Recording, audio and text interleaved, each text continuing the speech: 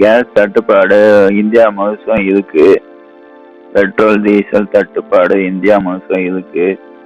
ஆனாலும் 2 கப்பல் இந்தியா நோக்கி வருதுன்னு சொல்லியிருக்காங்க. கேஸ் அவ்வளோ முக்கியமா?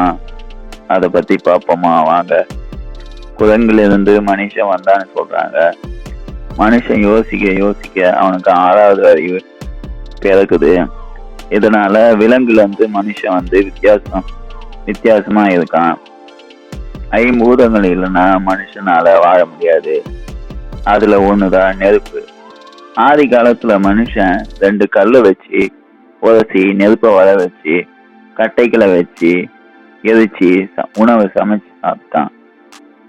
உணவை பச்சையா சாப்பிடும் போது உடல் உபாதைகள் வர்றதுனால அதை சமைச்சு சாப்பிட்றதுக்கு நெருப்பு ரொம்ப முக்கியமா இருக்கு.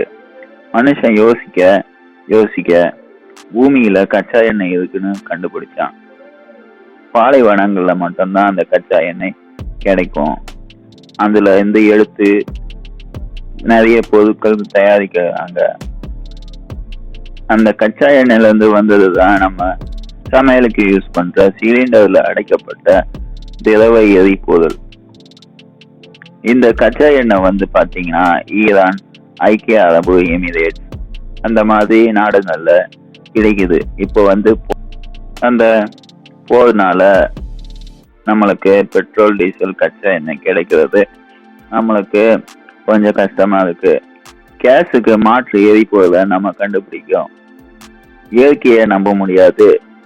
தட்டுப்பாடு இல்லைங்க, வசதி தான் பரப்புறாங்க. தட்டுப்பாடு பெட்ரோல் டீசல் இல்லைன்னா எல்லாம் சைக்கிளுக்கு மாறுங்க, காற்று மாசு இல்லாம இருக்குங்க. எரிபொருளுக்கு மாற்று என்னன்னு பாத்தீங்கன்னா பெட்ரோல் டீசல் இல்லாம இருக்கணும்னா சைக்கிள் மாற்று.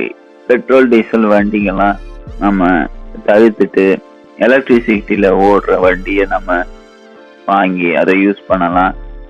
இல்லைன்னா மாற்று எரிபொருளை கண்டுபிடிக்கலாம். அப்புறமா நம்ம கேஸுக்கு என்ன மாற்றுனா அது எலக்ட்ரிசிட்டி தான். அதுவும் எதுவா இருந்தாலும் நமக்கு தேவையானதை மட்டும் வச்சுக்கிட்டு சிக்கனமா நம்ம பயன்படுத்தினா மற்றவங்களுக்கும் அது போய் சேரும். அதாவது நம்ம கத்தி படத்துல விஜய் சொல்ற மாதிரி நம்ம சாப்பிட ஒரு இட்லி, நம்ம மிச்சம் வைக்கிற ஒரு இட்லி அது இன்னொருத்தவங்களுக்கு போய் சேரணும். நம்ம பசி தீர்ந்ததுக்கு அப்புறம் சாப்பிடுற அடுத்த இட்லி இன்னொருத்தவங்களோடதுமா?